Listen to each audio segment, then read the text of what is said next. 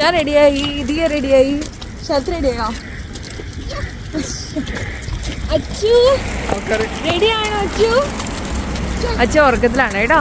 So നമ്മൾ പോവാണ്. നമ്മൾ ചെല്ലുമ്പോഴത്തേനും ഓൾഡ് മാർക്കറ്റാണ്, അടയ്ക്കുന്നൊന്നും അറിയില്ല, എന്നാലും പോയി നോക്കാം. നമ്മൾ സ്റ്റോക്ക്ഹോമിലെത്തി.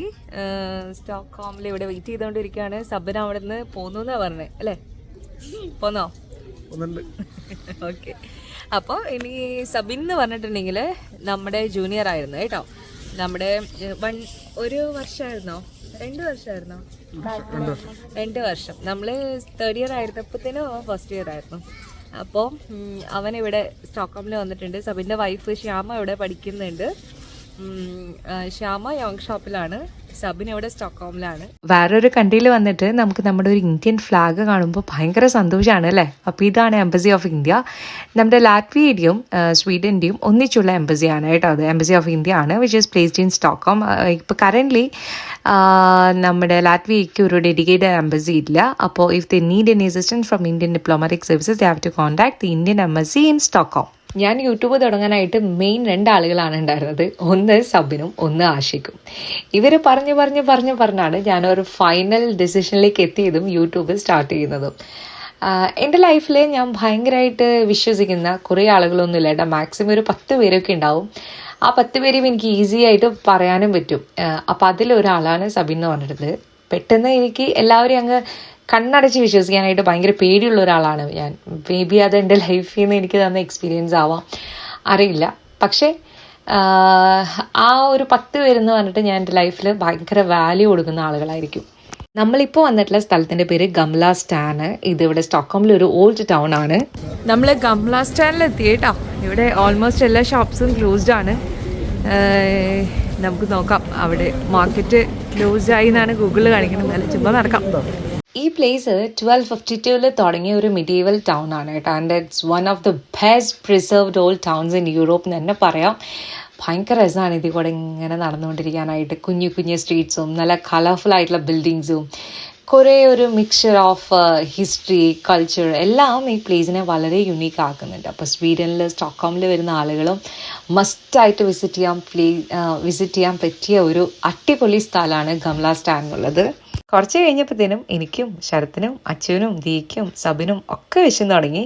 അപ്പോൾ ചെറുതായിട്ടൊരു ഓഫിൽ കഴിക്കാമെന്ന് എഴുതിയിട്ട് നമ്മൾ കയറിയതാണ് കേട്ടോ. അപ്പോൾ ഇവിടെ നമ്മൾ മുന്നും വന്നിട്ടുണ്ട്. ആൻഡ് ഇവിടുത്തെ വോഫിൽ ഒരു രക്ഷയില്ല. ന്യൂട്രല ഫീലിംഗ് ആണ് ഞാൻ പറഞ്ഞിട്ടുണ്ടായിരുന്നത്. അടിപൊളിയായിരുന്നു.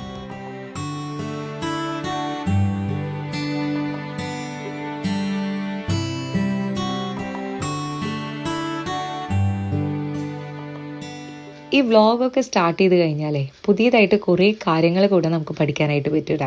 കാരണം നമ്മളൊരു കാര്യത്തിനെ കുറിച്ച് പ്രസൻറ്റ് ചെയ്യുമ്പോഴത്തേനും നമ്മൾ ഒത്തിരി അതിനെ റിസർച്ച് ചെയ്തിട്ടായിരിക്കും നമ്മളത് പ്രസൻറ്റ് ചെയ്യുക. അപ്പോൾ എനിക്കിപ്പോൾ കിട്ടിയൊരു ഇൻഫോർമേഷനാണ്, നമ്മൾ ഈ ഗംല സ്റ്റാൻ ഓൾഡ് ടൗൺ എന്ന് പറയുന്നുണ്ടെങ്കിലും ഇതൊരു സ്വീഡിഷ് വേർഡ് ആണ് എന്നുള്ളതും, ഈ ഗംലയുടെ മീനിങ് ആണ് ഓൾഡ്, പിന്നെ സ്റ്റാൻ്റെ മീനിങ് ആണ് ടൗൺ എന്നുള്ളതും എനിക്കിപ്പോൾ കിട്ടിയതാണ് കേട്ടോ. ഫ്രീ ആയിട്ട് 2 സ്വീഡിഷ് വേർഡും കൂടെ പഠിച്ച്. ഗംല സ്റ്റാൻ ഓൾഡ് ടൗൺ. ആഹാ. അതുമാത്രമല്ല, ഈ ഗംല സ്റ്റാൻ എന്ന് പറയുന്നത് കുറേ ഹോണ്ടഡ് സ്റ്റോറീസ് കൊണ്ട് ഫേമസ് ആയിട്ടുള്ള ഒരു പ്ലേസും കൂടിയാണ്. അപ്പം എനിക്കതിനോട് താല്പര്യം ഇല്ലാത്തത് കൊണ്ടാണ് ഞാനത് എന്തൊക്കെയാണ് സ്റ്റോറീസ് എന്നുള്ളത് നോക്കി പോകാത്തത്. അപ്പോൾ ഈവനിങ്ങിലൊക്കെ ഒരു ഗോസ്റ്റ് ടൂറൊക്കെ ട്രൈ ചെയ്താൽ ഇൻട്രസ്റ്റഡ് ആയിട്ടുള്ള ആളുകൾക്കൊക്കെ ഇതൊരു നല്ല എക്സ്പീരിയൻസ് ആയിരിക്കും. ഇതാ ഇവിടെ കണ്ടോ, ഒരു പിസ്സ സ്ലൈസിലോട്ടുള്ള വഴിയാണ് കേട്ടോ. ഇങ്ങനെ കുറേ കുഞ്ഞു കുഞ്ഞു ടണൽസും കാര്യങ്ങളൊക്കെ നമുക്ക് ഇവിടെ കാണാനായിട്ട് രസം. ഭയങ്കര ഇൻട്രസ്റ്റിംഗ് ആണ് ഇതിൻ്റെ ഉള്ളിൽ കൂടെ നമുക്ക് പോയിട്ട് ആ ഒരു എക്സ്പീരിയൻസ് ഫീൽ ചെയ്യാനൊക്കെ. പണ്ടൊക്കെ ഞാനിങ്ങനെ ട്രെയിനിൽ പോകുമ്പോഴത്തേനെ ഫസ്റ്റ് ഞാനിങ്ങനെ ടണൽ കണ്ടത് ഫസ്റ്റ് ന്യൂഡൽഹിയിൽ പോകുമ്പോഴാണ്. എൻ്റെ അങ്കിളും ഫാമിലി അവിടെയാണ്. അങ്ങനെയാണ് നമ്മൾ ഫസ്റ്റ് ന്യൂഡൽഹി പോകുന്നത്. അന്നൊക്കെ ഈ ടണലിൻ്റെ ഉള്ളിൽ കൂടെ ട്രെയിൻ പോകുമ്പോഴത്തേനും ഭയങ്കര എക്സൈറ്റഡ് ആയിരുന്നു. പക്ഷേ ഇന്നിപ്പോൾ ഒത്തിരി ഉണ്ടല്ലോ. നമ്മളിപ്പം നെന്മാറ പോകുമ്പോഴത്തേനും, ചേച്ചിയുടെ വീട് നെന്മാറയാണല്ലോ, അവിടെ പോകുമ്പോഴത്തേനും നമുക്ക് ആ ടണലിൻ്റെ ഉള്ളിൽ കൂടെ. അപ്പോൾ കുട്ടികൾക്കൊക്കെ അത് ഭയങ്കര ഇൻട്രസ്റ്റഡ് ആണ്. കുട്ടികളെന്ന് മാത്രമല്ല, നമുക്കും അത് ഭയങ്കര രസമാണ് ടണലിൻ്റെ ഉള്ളിൽ കൂടെ പോകണമെന്നൊക്കെ അല്ലേ. അപ്പം നമ്മളത് മിക്കവാറും പറഞ്ഞായിരുന്നല്ലോ, നമ്മൾ ഇറങ്ങാനായിട്ട് കുറച്ച് ലേറ്റ് ആയിട്ടുണ്ടായിരുന്നു. കുറച്ചധികം ലേറ്റ് ആയിട്ടുണ്ടായിരുന്നു. പക്ഷേ നമ്മുടെ ക്രിസ്മസ് മാർക്കറ്റ് എല്ലാം ക്ലോസ് ചെയ്തിട്ടുണ്ടായിരുന്നു കേട്ടോ. അപ്പോൾ നമ്മൾ ഇനി അത് വേറെ ദിവസം വരാമെന്ന് കരുതിയിരിക്കുവാണ്. പക്ഷേ നമുക്ക് ചുമ്മാ ഇതിൽ കൂടെ ഈ സ്ട്രീറ്റിൽ കൂടെ ഇങ്ങനെ നടന്നു പോകുമ്പോൾ തന്നെ കിട്ടുന്നൊരു സമാധാനം ഉണ്ടല്ലോ, അത് ഭയങ്കര വലുതാണ്. പ്രത്യേകിച്ച് ഇങ്ങനെ നമ്മൾ വീടിനകത്തൊക്കെ അടച്ചിരിക്കുവാണെങ്കിൽ നമ്മുടെ മൈൻഡ് തന്നെ അങ്ങ് വല്ലാണ്ടായിപ്പോവും. അപ്പോൾ ഇടയ്ക്കൊക്കെ ഒന്ന് പുറത്തിറങ്ങി നമുക്കധികം എക്സ്പെൻസും കാര്യങ്ങളൊന്നും ഇല്ലല്ലോ, ചുമ്മാ ഇതിൽ കൂടെ ഇങ്ങനെ നടന്നു വരുമ്പോൾ തന്നെ ഭയങ്കര രസമുള്ളൊരു ഫീലാണ്. ഇതാണ് നമ്മുടെ സ്വീഡിഷ് പാർലമെൻറ്റ് എന്ന് പറയുന്നത്. ഞാൻ ആദ്യമായിട്ടാണ് ഒരു പാർലമെൻറ്റ് നേരിട്ട് കാണുന്നത്. ഞാൻ ഇന്ത്യയിലെ മിക്കവാറും ആളുകൾ എങ്ങനെയാണെന്ന് എനിക്കറിയില്ല, പക്ഷേ നമ്മൾ ഡൽഹിയിൽ പോയിട്ടുണ്ടെങ്കിലും ഇന്ത്യൻ പാർലമെൻറ്റ് ഞാൻ ഇതുവരെ നേരിട്ട് കണ്ടിട്ടില്ല. പിന്നെ ഇവിടെ അത്യാവശ്യം നല്ല തണവുണ്ട് കേട്ടോ. 0 ഡിഗ്രി -1 എത്തിയിട്ടുണ്ടായിരുന്നു. ഡിസംബർ ആണല്ലോ, അത്യാവശ്യം നല്ല തണവുണ്ട്. പിന്നെ എന്താ പ്രശ്നം എന്ന് വെച്ചാൽ ഈ വിൻ്റർ ആയി തുടങ്ങി കഴിഞ്ഞിട്ടുണ്ടെങ്കിൽ നമ്മൾ അത്ര നാൾ ഈ തെർമൽസും കോട്ടും ഒന്നും യൂസ് ചെയ്യാറില്ലല്ലോ. അതങ്ങ് ഒത്തിരി തണവായി കഴിഞ്ഞാലോ പിന്നെ തെർമൽസൊക്കെ ഇടാനായിട്ടൊരു മൂഡ് അങ്ങ് കിട്ടുള്ളൂ. എന്നാൽ വിൻ്റർ കഴിഞ്ഞ് കഴിഞ്ഞാലോ ഈ തെർമൽസും കോട്ടും ഒക്കെ അങ്ങ് ഊരാനും ഭയങ്കര ബുദ്ധിമുട്ടാണ്. അതായിട്ട് അങ്ങ് യൂസ്ഡ് ആയിപ്പോവും. പിന്നെ നല്ല ചൂടാണെങ്കിൽ പോലും ആ കോട്ട് അങ്ങ് ഇട്ട് കഴിഞ്ഞാലോ ഒരു കംഫർട്ടായിട്ട് ഫീൽ ചെയ്യുള്ളൂ.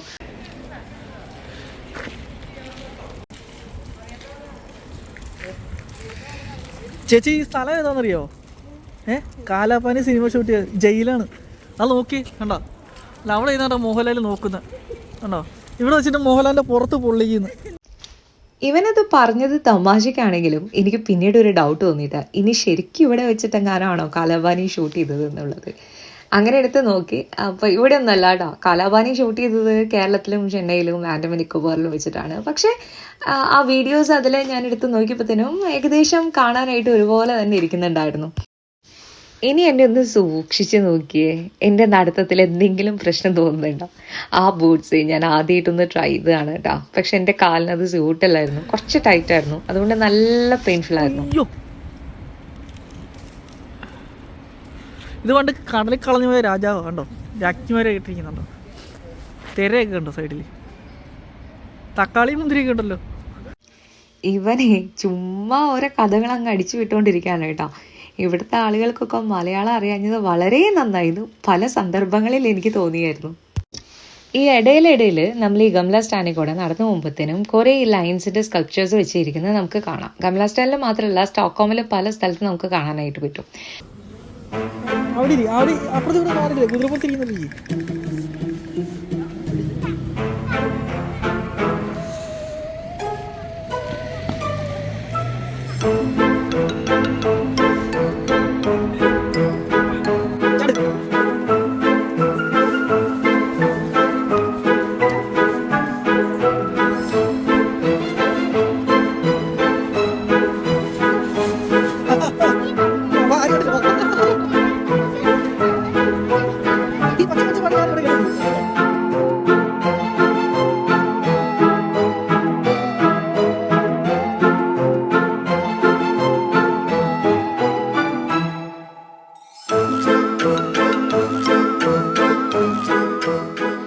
അപ്പോൾ നമ്മൾ പറഞ്ഞു വന്നത് ഈ ലയൺസിൻ്റെ സ്കൾപ്ചേഴ്സ്. അപ്പോൾ അതിൻ്റെ ഒരു മെയിൻ ആയിട്ടുള്ള ഉദ്ദേശം എന്ന് പറയുന്നത് അത് ഒരു പെഡസ്ട്രിയൻ ഏരിയ ആയിരിക്കും. അപ്പോൾ അതുകൊണ്ട് വെഹിക്കിൾസ് എല്ലാം ബ്ലോക്ക് ചെയ്യാൻ വേണ്ടിയിട്ടാണ് അത് അവിടെ വെച്ചിട്ടുണ്ടാവുക.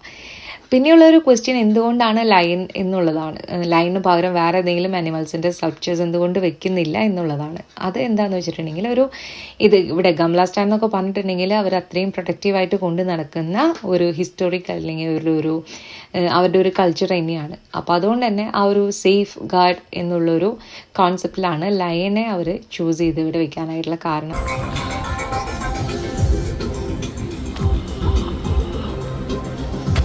സമയം ഇപ്പോൾ 11:30 ഇനി നമുക്ക് പതുക്കെ വീട്ടിലോട്ട് പോകണം. കാരണം കുട്ടികളൊക്കെ ഉള്ളതുകൊണ്ട് അവർക്ക് നടന്നു തുടങ്ങിയിട്ടുണ്ട്, നല്ല കാറ്റുണ്ട്. നമ്മൾ ആക്ച്വലി വന്ന് ക്രിസ്മസ് മാർക്കറ്റ് കാണാനാണ്, പക്ഷേ അത് ഓൾറെഡി ക്ലോസ്ഡ് ആയ കാരണം നമ്മളിങ്ങനെ ലൈറ്റും ഒക്കെ കണ്ട സ്ട്രീറ്റ്സിൽ കൂടെ ഒക്കെ ഇങ്ങനെ നടന്നു. പക്ഷേ ക്രിസ്മസ് മാർക്കറ്റ് കാണാനായിട്ട് നമ്മൾ വേറൊരു ദിവസം വന്നിട്ടുണ്ടായിരുന്നു. അപ്പോൾ അതും കൂടെ ഞാൻ ഈ വീഡിയോൻ്റെ കൂടെ ഇൻക്ലൂഡ് ചെയ്യിക്കുവാണ്. ഇന്നലെ ഫ്രൈഡേ വീക്കെൻഡായിട്ട് നമ്മളെവിടെയും പോയിട്ട് ഇന്നലെ രാത്രി എല്ലാവരും കൂടെ ഒരു ബിരിയാണിയൊക്കെ വെച്ച് അങ്ങ് ഇവിടെ കൂടി. വളരെ ലേറ്റായിട്ടാണ് ഇന്നലെ കിടന്നതായിട്ട്. എനിക്ക് തോന്നുന്നു ഒരു 3 മണി 3:30 ആയിട്ട് കിടന്നപ്പോഴത്തേനും. പിള്ളേർ നേരത്തെ ഉറങ്ങി, ഞാനും ചെറുത്തും ഇങ്ങനെ ഇരുന്ന് സിനിമ ഒക്കെ കണ്ട് ഒത്തിരി ലേറ്റായി കിടന്നപ്പോൾ. ഇനിയിപ്പോൾ ഇന്ന് ഇവിടെ ഒരു സ്റ്റോക്ക്ഹോമിൽ ഓൾഡ് മാർക്കറ്റ് ഉണ്ട്, ക്രിസ്മസ് ഓൾഡ് മാർക്കറ്റ് ഉണ്ട്. അപ്പോൾ അവിടെ പോകണമെന്നൊരു പ്ലാൻ ഉണ്ട്. സോ എൻ്റെ നെയിൽ പോളിഷൊക്കെ പോയി തുടങ്ങി. അതുകൊണ്ട് ഞാൻ അതിൻ്റെ മേലെ കൂടെ വീണ്ടും ഒരു കോട്ടിങ് ഇടാണ് കേട്ടോ. എനിക്ക് ശരിക്കും റെഡൊക്കെ ഇടുന്നതാണ്, പക്ഷേ ഞാൻ ഇത് ക്രിസ്മസ് ആവാറില്ല, ആ സമയമാകുമ്പോഴത്തേനും ഇടാം. അപ്പോൾ ഇന്ന് ഞാൻ ഈ ഷെയ്ഡാണ് ഇടാൻ പോകുന്നത്. അത് കഴിഞ്ഞ് എനിക്ക് എക്സാം ഉണ്ടല്ലോ, അപ്പോൾ കുറച്ച് നേരം ഒക്കെ ഇരുന്ന് നോക്കി. പിന്നെ പോകാൻ നല്ല മടിയുണ്ട് ഇവിടെ നിന്ന് ഇറങ്ങാനായിട്ട്, കാരണം പുറത്ത് ഇന്നിപ്പോൾ രാവിലെ ചെറിയൊരു സ്നോഫോൾ ഉണ്ടായിരുന്നു. അപ്പോൾ അതുകൊണ്ട് പോകണമെന്നുമുണ്ട്, എന്നാൽ പോകാൻ നല്ല മടിയുണ്ട്. അങ്ങനെ ഇരിക്കണം. ഒരു ഉച്ചയ്ക്ക് ഭക്ഷണമൊക്കെ കുറച്ച് കഴിച്ച് കഴിഞ്ഞിട്ട് ഇറങ്ങാമെന്നുള്ള രീതിയിൽ അങ്ങനെ ഇരിക്കുകയാണ്. കുട്ടികൾ ടി വി കാണുന്നു, ശരത്ത് വീട്ടിൽ കിടന്നുറങ്ങുന്നു. അങ്ങനെ സാറ്റർഡേ ഇവിടെ പ്രത്യേകിച്ച് പ്ലാനിങ്ങും കാര്യങ്ങളൊന്നുമില്ല കേട്ടോ. കാരണം സാറ്റർഡേ ഞാൻ എൻ്റെ ബാക്കി എല്ലാ കാര്യങ്ങളും വർക്കും പിന്നെ ക്ലീനിങ്ങും എല്ലാം ഞാൻ ബാക്കിയുള്ള ദിവസങ്ങൾ ചെയ്ത് തീർക്കും. സാറ്റർഡേക്ക് ഞാൻ കാര്യമായിട്ടൊന്നും വെക്കില്ല. എനിക്ക് ഒരു പ്ലാൻ ഇല്ലാണ്ട് പോകാനായിട്ടാണ് ഇഷ്ടം സാറ്റർഡേയ്സ്. കാരണം എല്ലാവരും ഉണ്ടല്ലോ ഇവിടെ.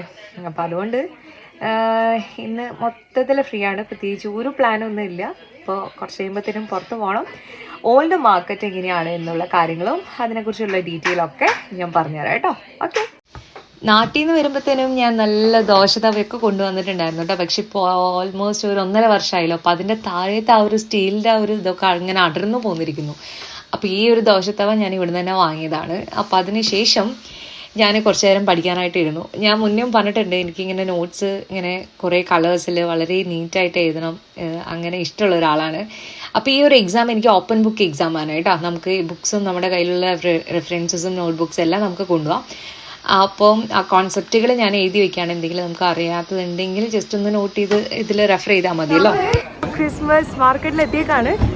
അയ്യോ, ശരത്ത് ഇവിടെ എവിടെ ഉണ്ടായി വരുന്നില്ലേ? ശരത്ത് അവിടെ പിന്നിൽ വിട്ടുപോയി. ഞാൻ വരുന്നു. ദിയ എവിടെയുണ്ട്? ഇതാണ് നമ്മുടെ ക്രിസ്മസ് മാർക്കറ്റ് എന്ന് പറയുന്നത് കേട്ടോ. ഇപ്പോൾ ഓൾമോസ്റ്റ് ഒരു 15 to 20 ഷോപ്സ് ഇതിനകത്ത് തന്നെ ഉണ്ടാവും. അപ്പം മുന്നേ നമ്മുടെ ഒരു വീഡിയോയിൽ ഇവിടെ വെച്ചാണ് നോബൽ പ്രൈസ് കൊടുക്കുന്നതെന്ന് പറഞ്ഞിട്ട് ഒരു പ്ലേസ് കാണിച്ചിട്ടുണ്ടായിരുന്നു. ആ സെയിം പ്ലേസിൽ കുഞ്ഞു കുഞ്ഞു സ്റ്റാളുകൾ ഇട്ടിട്ടുള്ള ഒരു സംഭവമാണ് ഇത്. ഇവിടെ ക്രിസ്മസ് ടൈമിൽ കിട്ടുന്ന ഒരു ഫേമസ് ഡ്രിങ്ക് ആണ് ഗ്ലോഗ് എന്ന് പറയുന്നത് കേട്ടോ. സോ നമ്മളത് വെയിറ്റ് ചെയ്യാണ്, ഇത് വാങ്ങിക്കാനായിട്ട് വെയിറ്റ് ചെയ്തുകൊണ്ടിരിക്കുകയാണ്. അത്യാവശ്യം നല്ല ക്യൂ ഉണ്ട്. Can I take it with my hand? Yeah. Thank you.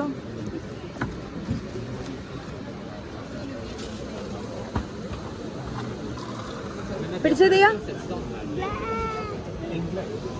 Sorry, പിടിക്കോ?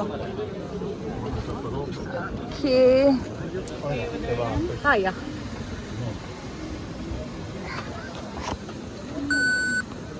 നമ്മുടെ ഈ ഗ്ലോഗ് ഉണ്ടല്ലോ, അത് കുറച്ചിങ്ങനെ ചൂടാക്കിയിട്ടാണ് തരാം കേട്ടോ. നമ്മുടെ നാട്ടിലൊക്കെ വൈനില്ലേ, നല്ല സ്വീറ്റ് ആയിട്ടുള്ള വൈൻ, അതൊക്കെ കുടിക്കുന്ന പോലെ. അപ്പോൾ ഈ നല്ല തണുപ്പത്ത് ഈ വാം ഗ്ലോഗ് കുടിക്കുന്നത് ഭയങ്കര ഒരു സമാധാനമാണ്. ആ തണുവിനൊക്കെ നല്ല ടേസ്റ്റിയാണ്. അതിൽ റീസിൻസും ആൽമണ്ട്സും കൂടെ അവർ ആഡ് ചെയ്യും. എങ്ങനെയുണ്ട്? നല്ല ഈ കപ്പ് തരുമോ? പൂവില്ലല്ലോ. ഇല്ല. ഓ,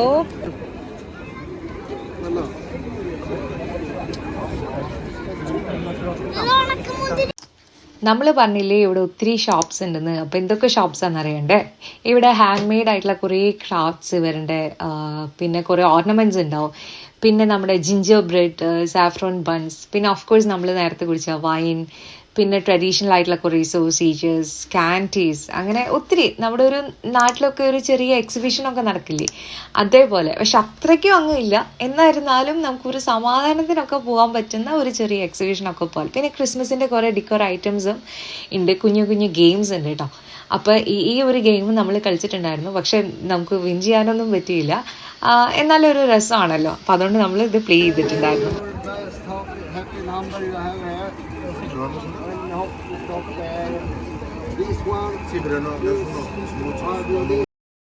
ഈ ഗെയിം എങ്ങനെയാണെന്ന് എഴുതിയിട്ടുണ്ടെങ്കിൽ നമുക്ക് 3 നമ്പേഴ്സ് സെലക്ട് ചെയ്യാനായിട്ട് പറ്റും. അതിലേതെങ്കിലും ഒരു നമ്പർ നമ്മൾ സ്റ്റോപ്പ് ചെയ്യുമ്പോൾ ഈ ചക്രത്തിൻ്റെ മേലുള്ള റെഡ് കളറുള്ള പോയിന്റ് കണ്ടോ, അവിടെ വന്ന് നിൽക്കുവാണെങ്കിൽ നമുക്ക് പ്രൈസ് കിട്ടും, അല്ലെങ്കിൽ ഒന്നുമില്ല കേട്ടോ. എത്രയാ പറഞ്ഞേ?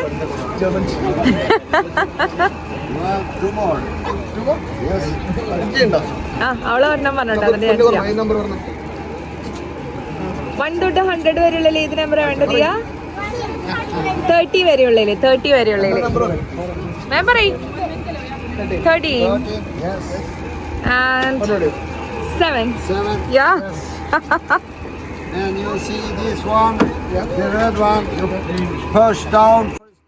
പിന്നെ ഞാനൊരു സത്യം കൂടെ പറയാം, ഇവിടെ എന്തൊക്കെ ഡെക്കറേഷൻസ് ഉണ്ടെന്ന് പറഞ്ഞാലും ഒത്തിരി ലൈറ്റ്സ് ഉണ്ടെങ്കിലും സാന്റാക്ലോസിനെ നമുക്ക് നേരിട്ട് കാണാൻ പറ്റുമെങ്കിലും ഒക്കെ നമ്മുടെ നാട്ടിലെ ക്രിസ്മസ് ആണ് കേട്ടോ എനിക്ക് ഭയങ്കര ഫേവറേറ്റ് ആയിട്ടുള്ളത്. കാരണം ഒരുപാട് അകലേന്നായിരിക്കും നമ്മൾ ചിലപ്പോൾ ആ രാത്രി ക്രിസ്മസ് കരോളുടെ പാട്ടുകളൊക്കെ കാണുക. അർബാനിലൊക്കെ വെച്ചിട്ടായിരിക്കും ചിലപ്പോൾ വരിക അവർ ക്രിസ്മസിൻ്റെ ആ ടേപ്പും കാര്യങ്ങളൊക്കെ.